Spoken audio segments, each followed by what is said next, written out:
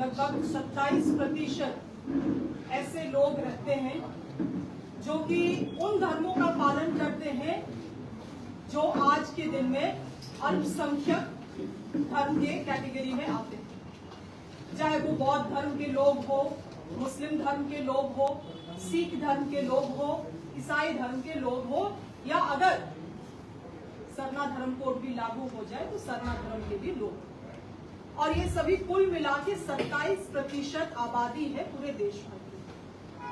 आज जो वक्फ बोर्ड वक्फ बिल में जो संशोधन लाया गया है, ये शुरुआत है पूरे देश भर के 27% आबादी और उनके आस्था के ऊपर ये एक बहुत बड़ा आक्रमण है।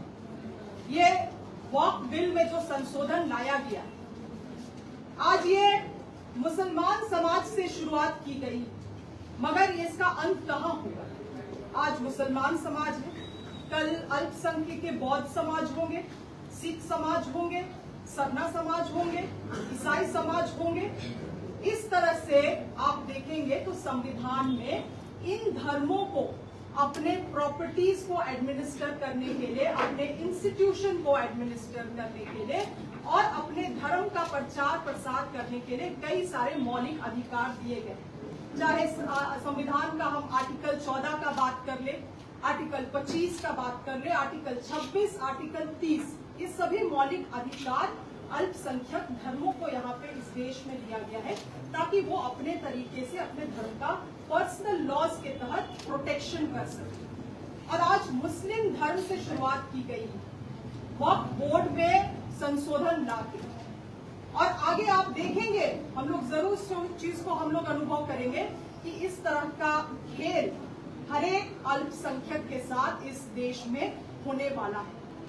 ये जो राज्यसभा और लोकसभा में डिस्कशन के तहत इस बिल को लाया गया, ये सरासर एक नैरेटिव गढ़ने का प्रयास था। बीजेपी ने बहुत सारे ऐसे नियमों को, ऐसे बिल्स को पारित किया है पार्लियामेंट से जिसमें आज तक डिस्कशन तक नहीं हुआ, मगर 8 घंटे चले हैं डिस्कशन लोकसभा में, राज्यसभा में। पहली बार हम लोगों ने देखा है कि पार्लियामेंट रात के 1 बजे तक कार्य चला। यह नैरेटिव करने का प्रयास है। हम लोगों को समझना होगा कि बीजेपी का कंटेंट क्या है और इंटेंट क्या है।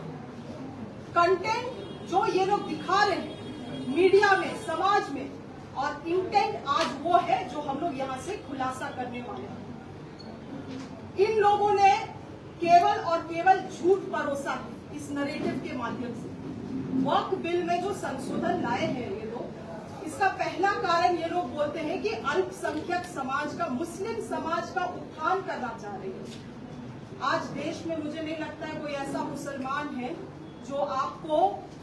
जिसको आप पूछेंगे कि बीजेपी आपका हितैषी है या नहीं, तो वो क्या जवाब देगा, ये आप भी मीडिया बंधु भी इस बात को जानते हैं। आज जिस समाज को आप लगातार उनके धार्मिक आस्था को आप चोट पहुंचाते हैं, आप उनको मुगलों का वंशज कहते हैं, आपके नेता लगातार उनके समाज को गाली देते हैं अपने राजनीतिक ध्रुवीकरण करने के लिए, वैसे लोग कह रहे हैं कि हम लोग मुस्लिम समाज का भलाई चाहते हैं।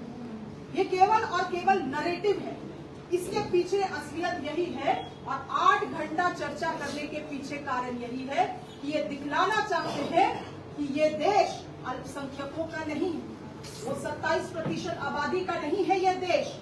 यहाँ पर्सनल लॉज आपका नहीं चलेगा, पर्सनल लॉज अल्पसंख्यकों का, माइनॉरिटीज का यहाँ नहीं चलेगा। यहाँ बीजेपी नियम कानून बनाएगी। अगर आपको उस नियम कानून के तहत रहना है तो रहे, अन्यथा इस देश को छोड़े।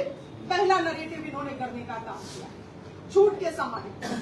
दूसरा चीज इन्होंने कहा कि महिलाओं को, मुस्लिम महिलाओं को हम लोग प्रतिनिधित्व देना चाहते हैं। मैं पूछती हूँ बीजेपी के लोगों से, आपके कितने सांसद हैं जो मुसलमान हैं, चाहे वो राज्यसभा में हो या आपके लोकसभा में हो? आपकी विधानसभा में कितनी विधायक बैठी हुई है जो मुस्लिम धर्म से आती है? आप इन्हीं मुस्लिम महिलाओं को हमेशा नीचा दिखाने का काम करते हैं और आज आप उनकी प्रतिनिधित्व का बात कर रहे हैं। अगर यही प्रतिनिधित्व आप देना चाहते हैं तो बीजेपी के लोग घोषणा करें कि अभी बिहार का चुनाव आने वाला है, लगभग 50% वो लोग महिलाओं के लिए सीट का रिजर्वेशन का बात करते हैं, उसमें से कम 10 से 15% ही मुस्लिम महिलाओं को सीट दे दिया जाए, अगर इतने ही मुस्लिम महिलाओं की हितैषी है। तीसरा झूठ इन्होंने करने का काम किया है ये कहते हुए कि वक्फ में जो संशोधन किया गया है वो आदिवासियों की जमीन का संरक्षण करेगा।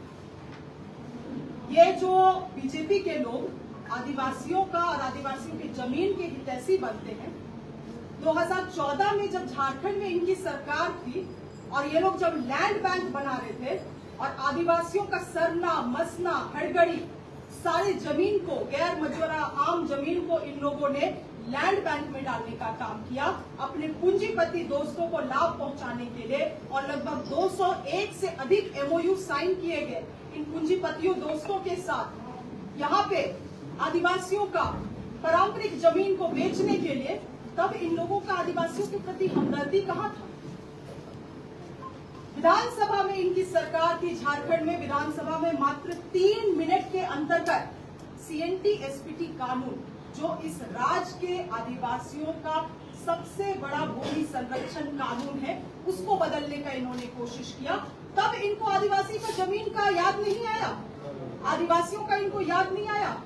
2014 में लैंड डिजिटलाइजेशन लाके सभी आदिवासियों का जमीन नहीं, पूरे झारखंड भर का जमीन को जो डिजिटलाइजेशन करने का कोशिश किया गया, आज आप देखेंगे यही कारण है कि हमारे गांव के लोग अपना जमीन का रसीद ले लेके एक अंचल से दूसरे अंचल कार्यालय से जिला कार्यालय घूमते हैं अपने जमीन में संशोधन, अपने भूमि में करेक्शन करवाने के लिए, क्योंकि कई गलत तरीके से डिजिटलाइजेशन कर दिया गया है। और आज डिजिटलाइजेशन के कारण, लैंड डिजिटलाइजेशन के कारण दिल्ली, बंबई और गुजरात में बैठे हुए लोग देख सकते हैं कि यहाँ पे आदिवासी का जमीन कहाँ पे कितना जमीन है, और यहाँ पे सारा जमीन बंदर बाट हो रहा है। किसका करतूत है ये? किसका काला करतूत? बीजेपी के काला करतूत है। इसके अलावे ये लोग इतना आदिवासी के जमीन का हितैषी बन गया है अचानक से, जब वन संरक्षण अधिनियम में जब ग्राम सभा का प्राथमिकता को खत्म कर दिया गया, और वही समय था कि जब बिल में कोई डिस्कशन नहीं हुआ लोकसभा में, वो हंगामा के बीच में इन्होंने उस कानून को पारित कर दिया जहां पे वन संरक्षण अधिनियम में ग्राम सभा का प्राथमिकता को हटा दिया गया है, आदिवासियों के अधिकार को हटा दिया गया है। तब बीजेपी के लोगों को आदिवासियों का ध्यान नहीं आया। ये केवल और केवल अपने जो हार है, 2019 का हार झारखंड राज्य में और 2024 का हार इस झारखंड राज्य में, उस हार से ये लोग तिलमिला गए और यहाँ पे पोलराइजेशन करने का कोशिश कर रहे हैं। पोलराइजेशन। और आप देखेंगे इनके जो बड़े लीडर्स हैं जो प्रेस कॉन्फ्रेंस करते हैं, वो भी कागज से पढ़ के बोलते हैं। वो कागज कहाँ से आता है मैं आपको बतलाती हूँ। वो कागज इनके नागपुर हेडक्वार्टर से आता है, प्रिंटेड आता है। क्या बोलना है इनको, वहां के नागपुर के हेडक्वार्टर के लोग इनको बताते हैं। इनको यहाँ के लोगों से, यहाँ के आदिवासियों से, यहाँ के अल्पसंख्यकों से, यहाँ के दलितों से इनका ना कोई लगाव था और ना आगे लगाव है। इसीलिए मैं यहाँ से बीजेपी के लोगों को यही कहना चाहती हूँ कि आदिवासियों का हितैषी बनना बंद करें। ये लोग केवल और केवल झूठ और भ्रम फैला के अपने काले करतूत पे ये लोग पर्दा डालना चाहते हैं और लोगों के मन से, आदिवासियों के मन से वो सब चीजों को निकालने की कोशिश कर रहे हैं ये लोग, जो इनके समय में इन लोगों ने आदिवासियों में डिस्ट्रक्शन और डैमेज जो लाया था उसका भरपाई ये लोग अब कर रहे हैं, इस तरह से भ्रम फैला के। इसीलिए मैं आपके माध्यम से, मीडिया बंधुओं के माध्यम से, मैं जो सच है और जो बीजेपी झूठ फैलाने की कोशिश कर रही है, इस राज्य में जो नफरत फैलाने की कोशिश कर रही है, उन चीजों को मैं आज आप लोगों के बीच में सफाया लाना चाह रही थी, क्लियर करना चाह रही थी। बस मेरे तरफ से इतना ही है। सभी को धन्यवाद।